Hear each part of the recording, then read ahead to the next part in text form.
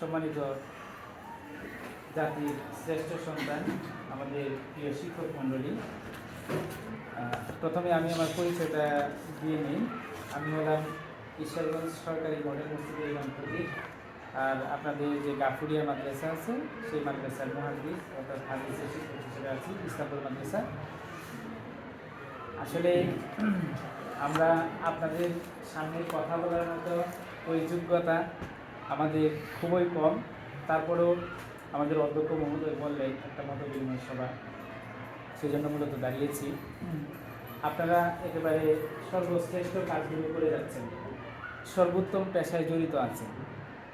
আল্লাহ রাব্বুল আলামিন শিক্ষকদের আলাদা শান বর্ণনা করেছেন। ইসলামের মধ্যে শিক্ষকদের মর্যাদা সবথেকে সবার উপরে। রাসূল করিম সাল্লাল্লাহু আলাইহি ওয়াসাল্লাম বলেছেন, বুয়াইতু মুআল্লিমান, আমাকে আল্লাহ এই দুনিয়াতে শিক্ষক হিসেবে পাঠিয়েছেন। একজন নবী তার পরিচয়টা অন্যভাবে দিতে পারতেন, যে আমি ধর্মযাচক, আমি একজন সাধক, অথবা আমি একজন পথ নির্দেশক। এই সব কিছু সত্য, এই সব কিছু উনি ছিলেন, কিন্তু উনি ওনার পরিচয়টা আলাদাভাবে ইন্ডিকেট করলেন যে বুয়াইতু মুআল্লিমান, আমি শিক্ষক হিসেবে এসেছি পৃথিবীতে, আমাকে আল্লাহ শিক্ষক হিসেবে পাঠিয়েছেন। শিক্ষকের মর্যাদা সব থেকে বেশি। আমাদের কোরআন এবং হাদিসের দিক নির্দেশনাকে সামনে রাখে, তখন সেক্ষেত্রে এই বিষয়গুলো স্পষ্ট যে আমাদের ধর্মের মধ্যে শিক্ষক হিন্দু না মুসলমান তার ধর্মীয় কোনো পরিচয় নেই। শিক্ষক শিক্ষকই, এক কথায়। আমার যে উস্তাদ ছিলেন দেওবন্দের, ভারতের সাইর আহমদ পালনপুরি রহমাহুল্লাহ, উনি দেওবন্দের 40 বছর শাইখুল হাদিস ছিলেন। উনি হিন্দি ভাষা শিখেছেন একজন হিন্দু টিচার থেকে, উনি ইংরেজি শিখেছেন একজন হিন্দু টিচার থেকে। উনি প্রাইভেট রেখে দিয়েছিলেন, ওনাকে এসে পড়াইতেন। যখন উনি দেওবন্দের শিক্ষক, ওই অবস্থায় উনি একজন হিন্দু শিক্ষকের কাছ থেকে শিক্ষা অর্জন করেছেন। তো উনি আমাদেরকে এই গল্প শুনিয়েছেন যে আমার শিক্ষক যখনই রুমের মধ্যে ঢুকতো, তখন আমি শিক্ষকের সামনে নতজানু হয়ে বসতাম। এবং উনি বৃদ্ধ মানুষ ছিলেন, কিন্তু উনি বলতেছেন যে না, আমি আমার শিক্ষকের, অনেকে আছে না যে চায় পায়া হয়ে বসেন, উনি আত্মাহিয়াতুর সুরতে বসতেন, পা গুটিয়ে বসতেন শিক্ষকের সামনে, অথচ হিন্দু শিক্ষক। অথচ উনিও একেবারে পুরো পৃথিবীর মধ্যে একটা উল্লেখযোগ্য মাদ্রাসার উল্লেখযোগ্য শিক্ষক। উনি শিক্ষকদের প্রধান ছিলেন, রইসুল মুদারিসিন বলা হয়। তো যে কথাটা বলতে চাচ্ছি সেটা হলো, আমাদের সম্মান, এটা ধর্মীয় দৃষ্টিকোণেই হোক, অথবা সামাজিক দৃষ্টিকোণেই হোক, অথবা রাষ্ট্রীয় দৃষ্টিকোণেই হোক, সর্বদিক দিয়ে কিন্তু আমরা সর্বোচ্চ আসনের মধ্যে আমরা আছি। এটা হয়তো অনেক সময় কি যে ঝিনুক যেই শামুকে বহন করে, এই শামুক অথবা ওই যে ইয়াটা বুঝতে পারে না যে আমার ভিতরে কি আছে, ঠিক আছে, সেই জন্য সে লুকিয়ে থাকে, অথবা সে আরেকজনের উপর বড়াই করতে পারে না। আমাদের অবস্থাটা অনেক ক্ষেত্রে সে পর্যায়ে আমরা হয়তো বুক ফুলিয়ে, অথবা সমাজের প্রত্যেকটা মানুষ আমাকে সেভাবে গ্রহণ করে না, কিন্তু আসল বাস্তবতা হচ্ছে আমরা হলাম সমাজের সব থেকে সর্বোৎকৃষ্ট মানুষ। আমাদের কিছু দায়বদ্ধতা আছে, আমাদের কিছু দায়িত্ব আছে। আসলে একজন শিক্ষক যখন শিক্ষক হয়ে যান, তখন তার সব কিছুর মধ্যে শিক্ষকতার ছাপ থাকতে হয়। আমরা যখন মাদ্রাসার লাইনে যখন পড়াই, আমরা দেখা যায় 1 বছর আমি পড়েছি, পরের বছর আমি টিচার হিসেবে আসছি। তো দেখা গেল আগে আমার যারা জুনিয়র বন্ধু ছিল, তারা এখন আমার ছাত্র হয়ে গেছে। তা আগে যেরকম তাদের সাথে আমি মিলিত হতাম, এখন শিক্ষক হওয়ার পরে কিন্তু আমি তাদের সাথে সেরকম করে মিলিত হতে পারি না। আগে তাদের বুক থাপিয়ে অথবা তাদের গলায় হাত দিয়ে একটা কথা বলতাম, এখন কিন্তু আমার পক্ষে সেটা সম্ভব নয়। আমি একজন শিক্ষক, সেই হিসাবে আমার আচার আচরণ, আমার নড়াচড়া সব কিছু নিয়ন্ত্রিত। এই নিয়ন্ত্রণের ভাবটা যদি আমি রাখি, তাহলে আমার সম্মানটা বজায় থাকবে। আমি যদি আমার ছাত্রের সাথে এমনভাবে মিলিত হওয়ার পরে আমার ব্যক্তিত্বটা যদি বজায় না থাকে, তখন কিন্তু ছাত্রের কাছে আমার সেই মর্যাদাটা থাকবে না। অনেক শিক্ষক আমরা দেখেছি, এই যে রিসেন্টলি কিছু অবস্থা তৈরি হয়েছে যে শিক্ষক ছাত্রদের কাছে লাঞ্ছিত হচ্ছে। এটার জন্য আমরা 100-র মধ্যে 90 ভাগ দোষ ছাত্রদেরকে দিই। এবং সেই জন্যই আমাদের এই নতুন কার্যক্রম শুরু হয়েছে, যে এই সংস্কৃতি থেকে আমাদের ছাত্রদেরকে আমরা বের করে নিয়ে আসবো। আমরা সেই 15 বছর, 16 বছর, 20 বছর আগের সংস্কৃতিতে ফিরে যাব, যেই সময় ছাত্ররা শিক্ষকদেরকে দেখলে সাইকেল থেকে নেমে যেত। আমি এই কথা বলছি, আপনাদের অনেকেই, আপনারাও হয়তো এই জিনিসটা চর্চা করেছেন আপনাদের ব্যক্তি জীবনে, যে আপনাদের শিক্ষকের সামনে আপনারা কখনো সাইকেলে ওঠেন। আমি নিজে উঠি নাই, কিন্তু এখন আমাদের ছাত্রদের এই অবস্থা। এটার জন্য আমরা ছাত্রদেরকে দায়ী করি। আমরা ছাত্রদের উন্নতির জন্য আমরা অলরেডি একটা কার্যক্রম চালু করেছি, মেহনত করে যাচ্ছি। আমাদের শিক্ষকদেরও কিছু মান উন্নয়নের দরকার আছে। এই যে ছাত্রদেরকে বেয়াদব করার পিছনে, আমরা লেজু ভিত্তিক বিভিন্ন রাজনৈতিক দলের পিছনে ঘুরে আমরা কিন্তু ছাত্রদেরকে আশকারা দিয়েছি। ছাত্র যখন এক ছাত্র আরেক ছাত্রের উপর আঘাত করে, একজন শিক্ষক হিসাবে ইকুয়াল করে দুজনকে দেখা যায়। কিন্তু শিক্ষক যখন সেখানে দ্বিচারিতা করেন, তখন কিন্তু এই শিক্ষকের মর্যাদা ক্ষুণ্ণ হয়। এই শিক্ষক ছাত্রের কাছে ছোট হয়ে যায়। শিক্ষক ভাবে আমার শিক্ষক হয়ে এরকম। একজন শিক্ষক যদি ছাত্রের কাছ থেকে 2 টাকা মানে অসৎ উপায়ে গ্রহণ করে, তখন ছাত্রের কাছে এই শিক্ষকের মর্যাদাটা ক্ষুণ্ণ হয়ে যায়।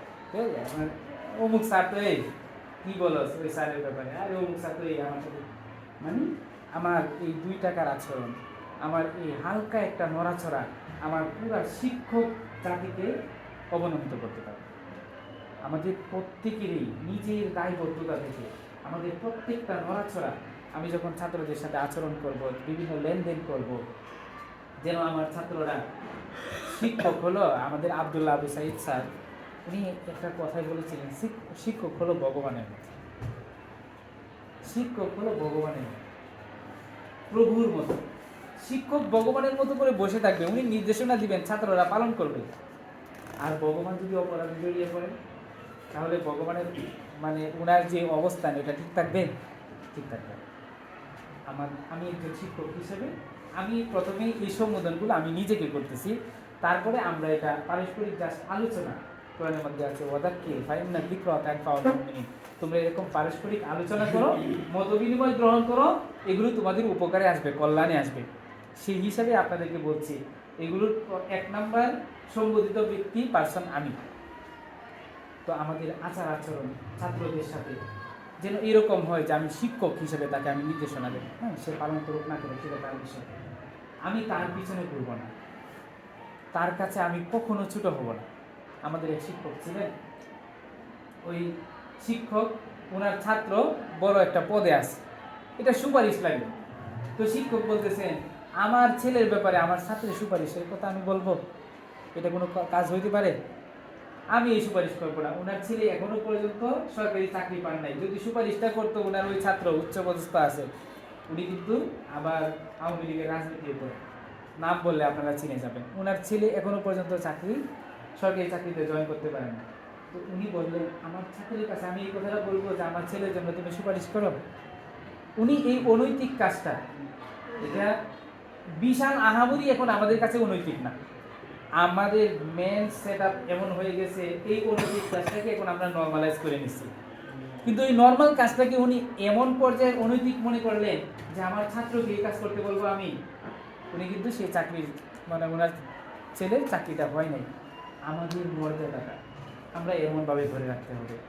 অনেক শিক্ষককে আমরা দেখেছি, বিশেষ করে ইন্ডিয়াতে আমরা অনেক শিক্ষককে দেখেছি যে ওনারা একেবারে মানবেতর জীবনযাপন করেন, ঠিক আছে, কিন্তু উনার ছাত্রের কাছে উনি চাইলেই হাত পাততে পারেন, উনি এই কাজটা করেন না। দেখেন, আরেকটা ঘটনা শোনাই।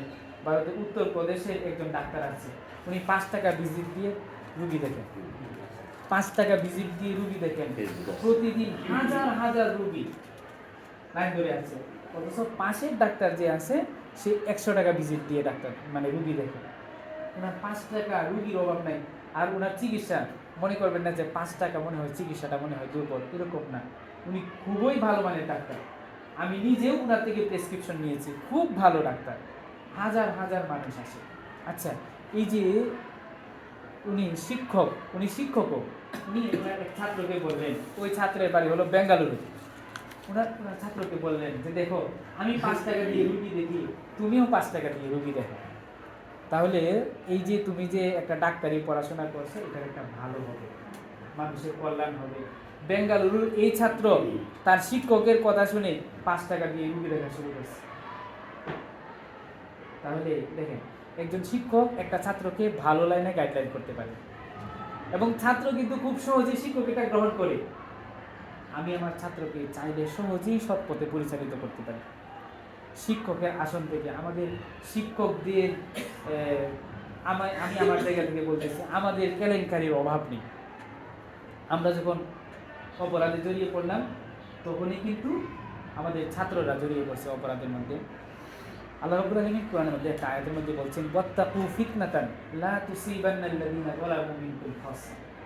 তোমরা এমন একটা ফিতনাকে ভয় করো, এমন একটা বিপদকে ভয় করো, যেই বিপদটা শুধুমাত্র তোমাদের অপরাধীদেরকেই পাবে এটা নয়, সবাইকে গ্রাস করে ফেলবে। আমাদের শিক্ষক সমাজ এক দুইজন অপরাধ করেছে, এক দুইজন অনৈতিক কাজ করেছে, কিন্তু ছাত্র সমাজ যখন বিগড়ে যাবে তখন কিন্তু অপরাধী শিক্ষকরাই লাঞ্ছিত হবে সেরকম না। নিরপরাধ শিক্ষক, একজন ভালো সৎ শিক্ষকও কিন্তু লাঞ্ছিত হয়ে যেতে পারে, তারাও কিন্তু বাণিজ্য ক্ষুণ্ণ হতে পারে। তো আমরা খুবই একটা সেন্সিটিভ জায়গায় আছি।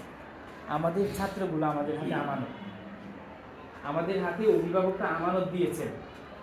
এই আমানতগুলোকে আমাদের রক্ষা করতে হবে, রক্ষাটা সৎ পথে করতে হবে। আরেকটা বিষয় হচ্ছে শিক্ষকদের মেধাকে মূল্যায়ন করা। আমাদের শিক্ষক, উনি হাটহাজারী মাদ্রাসার প্রধান মুফতি কেফায়েতুল্লাহ সাহেব, উনি আমাদেরকে একটা কথা বললেন একদিন, যে দেখেন, সমাজের মধ্যে একটা মানুষকে যদি একটা মানুষ খুন করে ওটার বিচার হয়। আপনারা কি জানেন সব থেকে বড় খুন, সব থেকে বড় অপরাধটা কি? তো আমরা হুজুরের কথা শুনতেছিলাম, হুজুর বললেন সব থেকে বড় অপরাধ হলো মানুষের মেধাকে খুন করে ফেলা। মানুষের, আপনি একটা ছাত্রের মেধাকে যখন খুন করে ফেললেন, তখন কিন্তু আপনি এই ছাত্রের পুরো লাইফটাকে নষ্ট করে ফেললেন। একটা ছাত্রকে ভালো হিসেবে গড়ে তোলা সম্ভব ছিল, তার মেধা ছিল, তার যোগ্যতা ছিল, তাকে একটু আপনি সহযোগিতা করলেই সে হয়তো জীবনে একটা চূড়ান্ত সীমায় দিয়ে বুঝতে পারত।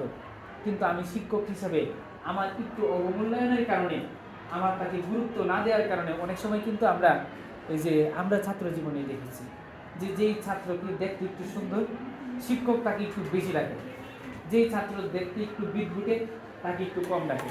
অথচ সুন্দর ছেলের থেকে বিদঘুটে ছেলে মেধাবী বেশি।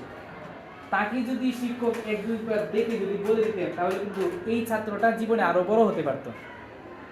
আমি আমার লাইফে দেখেছি, এই যে আমরা যদি ইকুয়াল থাকি, আমরা যদি আচরণের মধ্যে সমতা রক্ষা করতে পারি, তাহলে কিন্তু আমাদের এই মেধাগুলো খুন হবে না, মেধাগুলো খুন হবে না, যথার্থ মেধাগুলো কাজে লাগবে।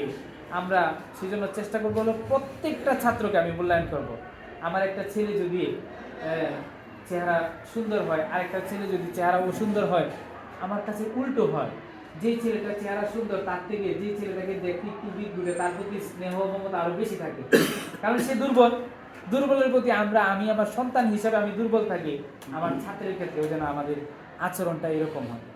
আমরা যদি আচরণের দিক দিয়ে শিক্ষক হিসেবে যদি ছাত্রদের কাছে আইডল হতে পারি, তাহলে এই যে শিক্ষা গুরুর যে মর্যাদা, এই মর্যাদা আবারও ফিরে আসবে।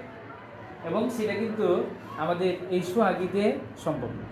আপনারা আমাদের এই অধ্যক্ষ স্যারের অধীনে আমরা যদি প্রত্যেকে আগামীকাল থেকে একটা সুন্দরের চর্চা শুরু করে দিই, আমাদের সুনাম ছড়িয়ে পড়তে 1 বছরও সময় লাগবে না। আপনারা কি বলেন? 1 বছরও সময় লাগবে না। 1 বছরের ভিতরে আমাদের এই সোহাগী স্কুলের সুনাম ছড়িয়ে পড়বে। সকল ছাত্র মুখে মুখে বলবে যে এখানে সমস্ত টিচাররা ভালো। সেজন্য আমি আপনাদের প্রতি উদাত্ত আহ্বান জানাবো, এবং আমি নিজেকে প্রথমে সম্বোধন করে বলছি যে আমাদের এই বিষয়গুলো, যে বিষয়গুলো আমাদেরকে কলুষিত করে, আমাদেরকে ছাত্রদের কাছে অপমানিত করে, আমাদের মস্তককে অবনমিত করে, আমরা নিজেরা খুঁজে খুঁজে এই আচরণগুলো থেকে আমরা মুক্ত থাকবো, এবং ছাত্রদেরকে তাদের মেধা বিকাশের জন্য অবাধ পথ রাস্তা তৈরি করে দেব, তাদেরকে আমরা মূল্যায়ন করব। আল্লাহ রাব্বুল আলামিন চাহে তো আমাদের এই দুনিয়ার জীবনে আমাদের জীবনটাকে আরও সম্মানিত করবে, আমাদেরকে আরও সাকসেসফুল করবে। আল্লাহ রাব্বুল আলামিন যেই কথাগুলো বললাম আমাদের সকলকে আমল করার মতো তৌফিক দান করুন। আর কোনো কথায় যদি কেউ কষ্ট পেয়ে থাকে আমি ক্ষমা চেয়ে দিচ্ছি, ক্ষমা সুন্দর দৃষ্টিতে দেখবেন। সকলকে ধন্যবাদ জানাচ্ছি। আমাদের অধ্যক্ষ স্যার আমাদেরকে সুযোগ করে দিয়েছেন। ঈশ্বরগঞ্জের সমস্ত স্কুল কলেজে আসলে প্রধান শিক্ষকরা খুবই আন্তরিক। আমরা যত জায়গায় গিয়েছি সবাই আমাদেরকে সুযোগ করে দিচ্ছে। আমরা সকলের প্রতি কৃতজ্ঞতা জানাচ্ছি, বিশেষত আমাদের অধ্যক্ষ স্যারের প্রতি কৃতজ্ঞতা জানাচ্ছি। আসসালামু আলাইকুম ওয়া রাহমাতুল্লাহ।